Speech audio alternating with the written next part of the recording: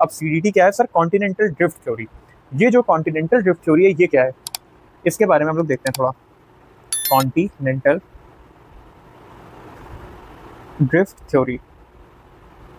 अब ये जो कॉन्टिनेंटल ड्रिफ्ट थ्योरी है इसको हमें समझना है अच्छे तरीके से, ठीक है, इसको हम लोग समझेंगे। तो अगर मैं बात करूँ ना, तो ये जो कॉन्सेप्ट था ना, ये कॉन्सेप्ट जो था ये एंटोनियो सेंडर एक जो थे, ये कॉन्सेप्ट पहले 1858 में 1858 में किसने दे दिया था?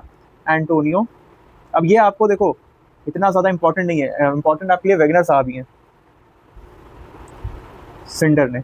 इसमें इन्होंने ये प्रपोज कर दिया था, इनिशियली इन्होंने ही दिया था, लेकिन प्रॉपर थ्योरी की अगर मैं बात करूं, इस प्रॉपर थ्योरी की, तो वो प्रॉपर थ्योरी जो थी वो हमारे एल्फ्रेड वेगनर साहब ने ही दी थी। बट प्रॉपर प्रॉपर थ्योरी किसने दी थी? Alfred Wegener. Alfred Wegener. और कब दी थी सर? 1912 में, 1912 में ये थ्योरी जो थी ये आई थी हमारे पास, ये प्रोफेसर थे, ठीक है। अब अगर मैं इसके बेसिक आइडिया की बात करूं, मैं इसके बेसिक आइडिया की अगर मैं बात करता हूं, तो ये जो थ्योरी है ये किस चीज पे बेस्ड है? ये ना एम करती है study of past climatic changes, जो पहले क्लाइमेटिक चेंजेस हुए हैं ड्यू टू किस चीज की वजह से? Drifting of the continents. उन सब चीजों के ऊपर ये डिस्कशन करता है, उन्हीं सब पे ये बात करता है, ठीक है। ये जो थ्योरी है पर्टिकुलरली उसी के ऊपर बेस्ड है। अब ये थ्योरी मेन क्या है मैं उस पर भी बताऊंगा, बट इसकी स्टडी जो है, इसकी जो बेसिक जिस्ट है वो मैं आपको बता रहा हूँ। बेसिक आइडिया ये है कि the theory aims to study the past climatic changes but formed due to drifting of the continents. मतलब कॉन्टिनेंट के ड्रिफ्ट होने की वजह से जो भी पास्ट क्लाइमेटिक चेंजेस हुआ उसके ऊपर ये स्टडी करता है। तो अब इनका एक अजम्पशन था, ये जो एल्फ्रेड वेगनर साहब थे, इनका एक एजम्पशन था, और वो एजम्पशन क्या था? इन्होंने बोला था कि ये जो सियाल है वो सीमा के ऊपर फ्लोट करता है, मतलब तैरता है बिना किसी रेजिस्टेंस के। इन्होंने कहा था sial floats on sima, floats on sima without any resistance. Just a second, without any resistance. लेकिन ये बात इनकी बात में गलत भी प्रूव हुई थी, ये हम बताएंगे कैसे। ये चीजें हम लोग जो है वो बताएंगे किस तरीके से। इनके अगर मैं इनकी बात करूं तो इन्होंने कहा था कि दो फोर्सेज हैं जो कि आपके जो कॉन्टिनेंट है वो ड्रिफ्ट करवाने में मदद कर रही हैं, और एक है आपकी टाइडल फोर्स, और दूसरी हम लोग कह सकते हैं डिफरेंशियल ग्रेविटेशनल फोर्स। ये जो डिफरेंशियल ग्रेविटेशनल फोर्स होती है ये बेटा कुछ नहीं होती है, ये बस एक डिफरेंस होता है किसके बीच का? ग्रेविटेशनल फोर्स और फोर्स ऑफ बायोन्सी के बीच में। फोर्स ऑफ बायोन्सी क्या होती है? वो तैरने की जो फोर्स होती है उसी को हम लोग कहते हैं फोर्स ऑफ बायोन्सी। इतना टेक्निकलिटी में नहीं घुसना है अभी, आपको बस बेसिक जानना है इसमें, ये मैंने आपको थोड़ी चीजें इसमें बता दी हैं। अगर मैं आपको बात करूं, ये जो आपको चीजें मैंने बताई है कि किस तरीके से मूव कर रहा है, ये आप चाहो तो इसका नोट बना सकते हो, इसका आप नोट्स बना सकते हो किस तरीके से मूवमेंट हुआ था। जो मूवमेंट हुआ था, इनका मानना था कि जो सियाल है वो सीमा पे फ्लोट करता है, वो फ्लोट करता है, और ये जो फोर्सेस कौन से थे, मैं फोर्सेस यहाँ पे लिख देता हूँ। फोर्सेस इनके द्वारा कहे गए कौन से थे? रिस्पॉन्सिबल फॉर फोर्सेस जो थे वो थे आपका टाइडल फोर्स। Tidal force. अब ये जो टाइडल फोर्स था ये अट्रैक्शन ऑफ क्या होगा? टाइडल मतलब जो टाइड्स आपके आते हैं, हाई टाइड लो टाइड, जो आपके समुद्र में आपने देखा होगा ना, हाई टाइड आती है पानी कभी आगे आ जाता है, फिर लो टाइड होती है तो पानी पीछे चला जाता है। तो ये किसकी वजह से होता है? ये अट्रैक्शन ऑफ मून और सन की वजह से होता है ना। ये होता है आपका अट्रैक्शन ऑफ मून एंड सन, इसकी वजह से ये हमारा टाइडल फोर्स हो जाता है। और दूसरा क्या इन्होंने बताया था? दूसरा वैसे देखो यार, दूसरा बोलते हैं पोल फीलिंग फोर्स, लेकिन मेरा कहना है डिफरेंशियल ग्रेविटेशनल फोर्स। मैं इसको डिफरेंशियल ग्रेविटेशनल फोर्स बोलता हूँ। और इसका रीजन क्या? देखो, इसको एक आप रोटेशन ऑफ अर्थ का भी एक नाम दे सकते हो, रोटेशन ऑफ अर्थ की वजह से भी होता है। पोल फीलिंग फोर्स जो होता है वो रोटेशन ऑफ अर्थ की वजह से ही आता है। तो यू कैन सी कि यहाँ पे हम लोग को देख लिया, इन्होंने कहा था डिफरेंशियल ग्रेविटेशनल फोर्स, जो हमारे एल्फ्रेड वेगनर थे। Differential gravitational force. और ये फोर्स किसकी वजह से आता है सर? ये फोर्स कुछ नहीं होता, ये होता क्या? अगर मैं डिफरेंशियल ग्रेविटेशनल फोर्स की बात करूं तो इसका मतलब होता है फोर्स ऑफ बायोन्सी और ग्रेविटेशनल फोर्स के बीच का जो डिफरेंस होता है उसको। अब जिसको फोर्स ऑफ बायोन्सी नहीं पता है तो वो कुछ नहीं होता, बस फ्लोटिंग आप समझ लो। जो फ्लोटिंग का फोर्स होता है और ग्रेविटेशनल फोर्स के बीच में जो डिफरेंस होता है उसको हम लोग क्या बोलते हैं? Differential gravitational force.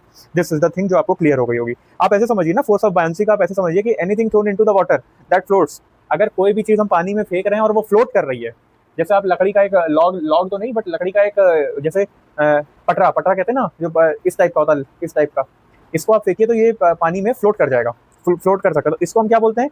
That floats is buoyancy, ठीक है। तो जो कॉन्सेप्ट ऑफ बायोन्सी है वो और कुछ नहीं बट एक फ्लोटिंग है, बस उसको आप फ्लोटिंग समझिए, ठीक है। ये चीजें हम लोग ने समझ ली। ये चीजें भी हमें समझ में आ गई। This led to the movement of continents northward, that is toward the equator. ये चीज बड़ी सोचने वाली बात है कि जो मूवमेंट ऑफ कॉन्टिनेंट हुआ वो आपका नॉर्थवर्ड ही क्यों हुआ, ऊपर की साइड ही क्यों गया, मतलब देखते हो ना अगर मैप देखो तो वो नॉर्थवर्ड ही क्यों गया, ये सोचने वाली बात है। समझ गए? तो इस तरीके से हमें देखना है ये जो था इस वजह से हुआ, क्यों? क्योंकि डिफरेंशियल ग्रेविटेशनल फोर्स था। तीसरा था हमारा force of buoyancy. Force of buoyancy भी मैं यहाँ पे लिख देता हूँ, फोर्स ऑफ बायंसी। अब देखिए ये थोड़े टेक्निकल टर्म्स थे, मुझे पता है ये थोड़ा टेक्निकल टर्म्स है, बट इसके लिए बिल्कुल परेशान मत होइएगा। इसके लिए आपको ये थोड़ा बेसिक अंडरस्टैंडिंग के लिए जरूरी है। कॉन्टिनेंटल ड्रिफ्ट थ्योरी थोड़ी बहुत तो आनी चाहिए, आपके मेंस आंसर राइटिंग में बहुत हेल्प करने वाला है, राइट? इस वजह से मैंने आपको ये सारी चीजें बताई। लेकिन अगर अभी भी आपको डिफरेंशियल ग्रेविटेशनल फोर्स वगैरह नहीं समझ में आ रही तो don't worry, continental drift theory जो है वो हमें समझना है थ्योरी क्या है। कहने का मतलब है हमें थ्योरी से मतलब होना चाहिए। ये तो आपका थोड़ा बेसिक अंडरस्टैंडिंग के लिए मैंने आपको बताया। अब अगर मैं बात करूं कि पैटर्न ऑफ ड्रिफ्ट क्या था इनके हिसाब से, कि किस पैटर्न पे ये जो ड्रिफ्ट हो रही थी, जो कॉन्टिनेंट इधर से उधर जा रहे थे वो किस पैटर्न पे कर रहे थे, तो अकॉर्डिंग टू वेगनर ये जो पर्टिकुलर ड्रिफ्ट स्टार्ट हुआ था ये कब स्टार्ट हुआ था, ये कार्बोनिफेरस पीरियड में स्टार्ट हुआ था। Drift started in Carboniferous period. ये जो ड्रिफ्ट थी, ड्रिफ्ट जो थी आपकी,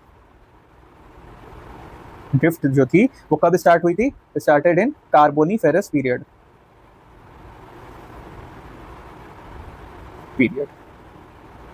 चलो ये चीज भी अब आपको समझ में आ गया। और क्यों क्यों हुई थी सर? देखिए क्या था ना, एक बहुत बड़ा सा लैंड मास था। मतलब पहले जो हमारे कॉन्टिनेंट्स आज हमें अलग अलग देखने के लिए मिलते हैं ना, कि अफ्रीका वहां पे है, ऑस्ट्रेलिया नीचे की साइड है, अंटार्कटिका, पहले ऐसा नहीं था। पहले ये सब एक में जुड़े हुए थे, कुछ इस प्रकार से ये लोग जुड़े हुए थे, मान लीजिए, ठीक है, कुछ इस प्रकार से जुड़े हुए थे। और ये जो जुड़े थे ना, तो इनका ये जो लैंड मास था ये दो टुकड़ों में बटे। और इस लैंड मास को जब हम नाम दें अगर, तो इसका नाम था पैंजिया। इसका नाम था पैंजिया।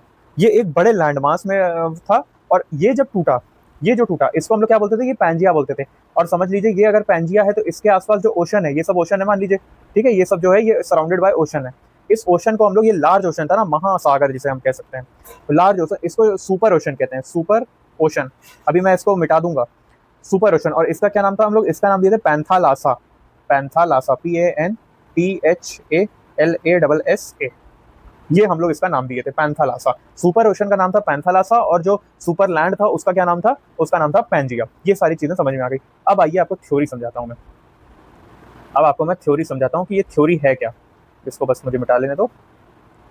अब देखिए थ्योरी कहती है कि ये जो सुपर कॉन्टिनेंट था, सुपर कॉन्टिनेंट जो मैंने अभी यहाँ पैंजिया बनाया था, इसको हम लोग पैंजिया बुलाते थे। ये दो टुकड़ों में बट गया था। ये जो सुपर कॉन्टिनेंट था ये दो टुकड़ों में बट गया था। और ये दो टुकड़ों का क्या नाम बना था? एक का नाम बोला गया लॉरेशिया, LAURATIA, LAURATIA, या इसको अंगारा लैंड भी बोला गया। दूसरा नाम इसका क्या है? अंगारा लैंड। अंगारा, अंगारा चंद याद है? अंगारा लैंड, अंगारा चंद भाई एक मूवी आई थी जिसमें ओमपुरी साहब थे। ओमपुरी नहीं, अमरीश पुरी, सॉरी, अमरीश पुरी। अमरीश पुरी साहब थे, उनके 4 बेटे थे जिनकी शादी नहीं हो रही थी, राइट? तो उसमें उनका नाम था अंगारा चंद। अब इसको हम लोग ने और क्या बोला? अंगारा लैंड बोला। तो आप उसको समझ सकते हो कि ये उन्हीं का लैंड है। और एक हमारा जो दूसरा पार्ट था इसको हम लोग ने बोला गोंडवाना लैंड। और ये जो गोंडवाना लैंड था, ये जो था ये हमारा कहाँ गया? ये साउथ में जाने लगा। ये हमारा साउथ का था, इसीलिए मैंने आपको ऐसे लिख के बताया, SOUTH। ये साउथ साइड का था और ये नॉर्थ का। ठीक है सर, ये भी हम समझ गए, ये हम लोग समझ गए। अब साउथ में था, और ये कब हुआ था? ये हुआ था सर हमारा कार्बोनिफेरस पीरियड की बात कर रहा हूँ मैं। इतना मैं आपको थ्योरी समझा रहा हूँ, इसको आप जरूर समझिएगा। अब जो ये जो था ना, जब ये पर्टिकुलर टूट रहा था, तो टूट के कैसा बना होगा? जब टूट रहा था, जब ये जो अपना पैंजिया था, ये जब टूट के कुछ इस प्रकार से बना होगा, अलग अलग जब हुआ होगा, इस प्रकार से हुआ होगा। यहाँ पे एक अलग अलग हुए तो यहाँ पे एक जगह बन गई होगी, यहाँ पे जगह बनी होगी, तो ये जो पानी यहाँ पे था, यहाँ के साइड में जो सुपर ओशन था, इसका पानी यहाँ पे भी भर गया होगा, है ना? यहाँ पे भी इसका पानी भर गया होगा। तो इस जब पानी भर गया था, इसी को हम लोग क्या बोलते हैं? Opening up of Tethys. Tethys sea जो थी वो ओपन हुई थी, पहली सी जो थी, OPENING, opening up of Tethys. ये हो गया हमारा ओपनिंग अप ऑफ टेथिस। ये चीज अब आपको समझ में आ गई होगी। अब उसके बाद ऐसे ही जैसे ये टूटा था, उसी तरीके से और टूटना चालू हुए, इस तरीके से और टूटते गए, और ये जो ब्रेक होते गए और ब्रेक होते गए और अपना अपना नॉर्थवर्ड डायरेक्शन जो था वो बनाने लगे।